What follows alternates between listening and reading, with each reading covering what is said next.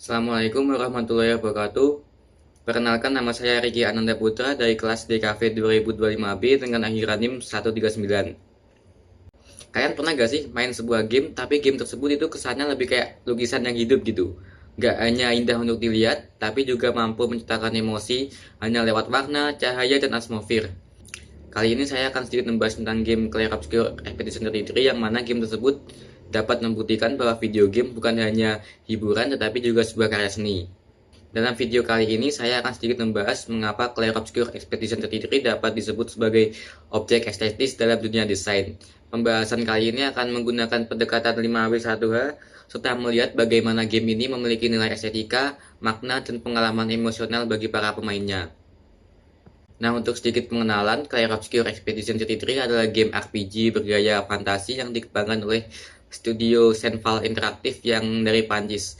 Game ini memiliki identitas visual yang sangat kuat dengan perpaduan antara dunia fantasi gelap, seni lukis klasik Prancis, dan atmosfer surrealis. Secara visual, game ini terasa berbeda dibanding game RPG modern lainnya karena tampil lebih artistik dan emosional.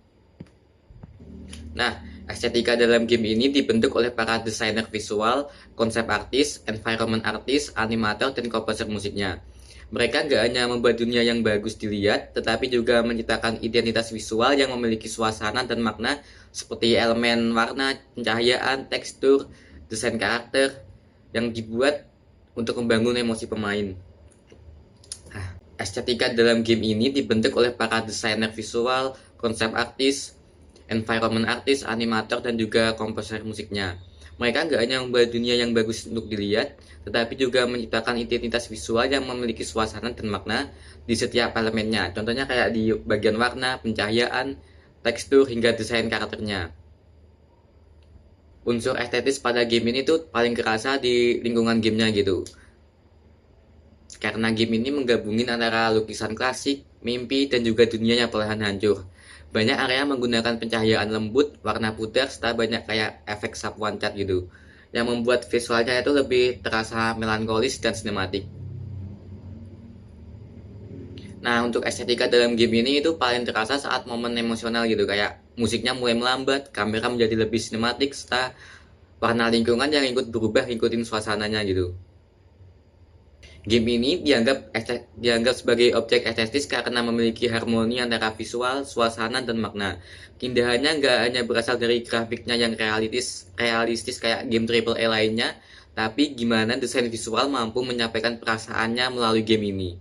Game ini banyak gunain warna yang dramatis, komposisi visual sinematik, dan detail artistik yang cukup konsisten. Selain memiliki nilai fungsi sebagai media hiburan, game ini juga memiliki nilai makna yang tinggi karena dapat membangun atmosfer yang bagus serta menciptakan rasa kagum, kesepian, bahkan rasa kehilangan juga. Karena itulah game ini bisa dianggap sebagai karya desain yang memiliki nilai estetis tinggi. Game ini itu membangun banyak nilai estetika melalui banyak elemen desain gitu. Yang pertama yang jelas itu warna. Game ini menggunakan warna hangat yang dipadukan dengan ton gelap dan kusam sehingga menciptakan nuansa misterius dan emosional. Nah, untuk yang kedua itu pencahayaan. Sesuai nama gamenya yaitu Clair Obscur yang mengambil referensi dari teknik chiaroscuro yang menggabungkan teknik gelap terang gitu. Lighting dalam game ini dibuat sangat sinematik sehingga hampir setiap frame terlihat seperti nonton film gitu. Untuk yang ketiga itu desain karakternya. Nah, karakter di sini cukup unik, nggak terkesan generik gitu karena beberapa monster itu terkesan kayak sebuah lukisan, kemudian karakternya sendiri itu pakai style karikatur gitu. Dalam game ini kita bisa melihat gitu kalau video game itu juga bisa jadi bagian dari objek estetis dalam desain. Game ini nggak hanya nawarin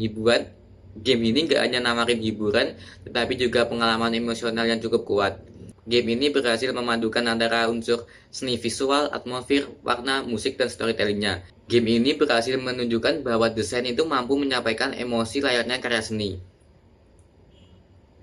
Karena pada akhirnya, estetika bukan hanya tentang sesuatu yang indah dilihat, tapi bagaimana sebuah karya mampu membuat kita merasakan sesuatu. Sekian yang dapat saya sampaikan, jika ada salah kata mohon maaf. Wassalamualaikum warahmatullahi wabarakatuh.